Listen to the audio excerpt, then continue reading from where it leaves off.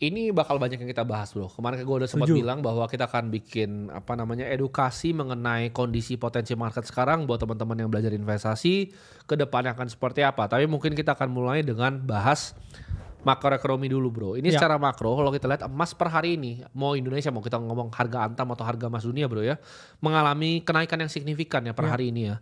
Jadi saham di global, ini gue ngomong di US, saham di global tuh jatuh ya, gold itu lagi rise, market tensi itu naik bro ya. Jadi kalau kita lihat di sini Asian shares dan US stock index itu futuresnya ya, Ya.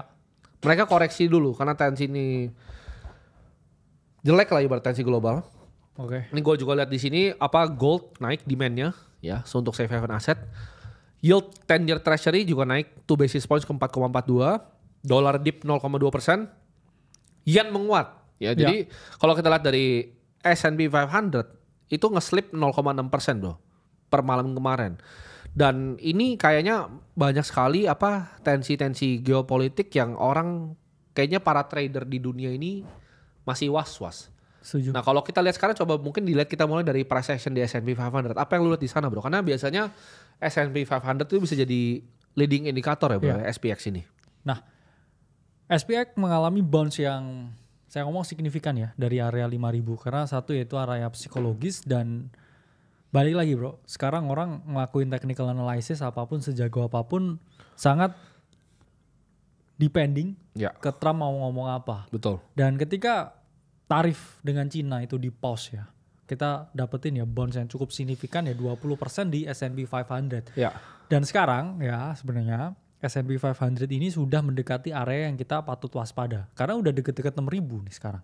Ya, kita udah di area 5.900 dan ya kita ngomong ya osilator, dia udah mulai ada di area yang overbought ya, dia crossing down.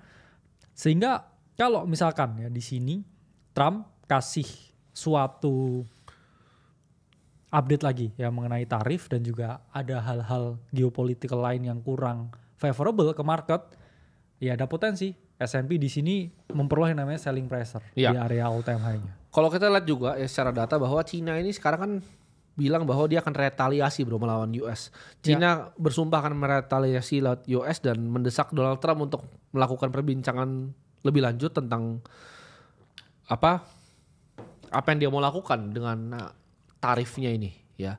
Yes. Jadi talk bilateral harus dilakukan dan statement dari Beijing juga sudah jelas ya.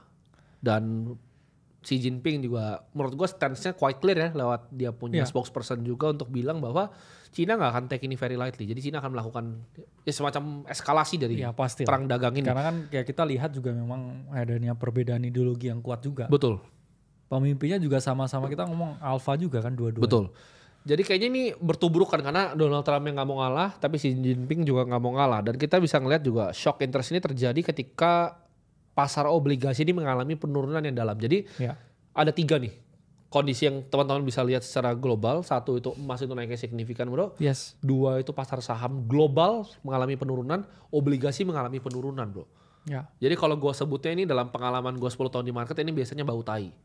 Jadi emas naik, saham dan obligasi turun. Karena gini, biasa emas naik, saham itu boleh turun, tapi obligasi biasanya naik. Ini saham turun, obligasi juga turun. Karena bond itu bro, pasar hutang itu pasar yang paling besar di dunia. 300 triliun US dollar. Jadi biasa leading indicator dari semua makroekonomi itu bond dulu. Jadi kalau bond udah collapse, itu biasa jadi tanda tanya untuk pelaku pasar. Nah, sekarang ini coba kita lihat price action dari gold bro. Kita lihat rally-nya mungkin selama 5 tahun terakhir dari price action apa yang lu lihat di sana secara teknikal. Nah, kita lihat ya dari chartnya gold bro, up only memang. Kita ngomong weekly, dia juga masih konsolidasi dan juga kita lihat ya monthly chartnya. Ya, gold melakukan parabolic run dan cukup signifikan ya kalau kita ngomong lah dari 2024 ya ini dia rally 77% ya untuk suatu komoditas yang mana usianya udah segitu lamanya. Gold rally-nya ini luar biasa tinggi dan sekarang ya ini dia masih belum ada ya tanda-tanda penurunan meskipun ya kita ngomong osilator dia nggak ready, tapi kalau kita kecilin time frame-nya ya dia tetap kuat ya. Price action-nya kuat Jadi tadi kita lagi live asik-asik seperti biasa. Provider kita City Persada itu matiin internet kita entah kenapa. Langsung telepon orangnya karena sekarang mereka udah ada kontak khusus. Jadi routernya tadi langsung dipanggil orangnya, ya kan, telepon baru nyala. Udah nggak paham bro ya. Kita bayar paket yang paling mahal yang manusia bisa bayar. Kita set semua routernya. Lambat nggak apa-apa, ada limit juga. Lambat nggak apa-apa kita, tapi jangan sampai mati gitu. Kurang ajar itu. Kalau mati itu kurang ajar, ya. Bener-bener kurang ajar. Dan gua rasa busuk ya. Kalau lu monopoli daerah tapi lu kasih kualitas yang kayak sampah tuh busuk. Ya, kita lanjut aja. Dan tadi kita bahas bro soal gold, ya kan? Gimana tadi price action gold yang kepotong tadi? Bener. Narasi lu. Ini pertanda apa ini buat gold ya? Ya semoga nggak pertanda negatif. Iya. Karena gold been rallying dan kita tahu banyak posisi smart money gede di gold.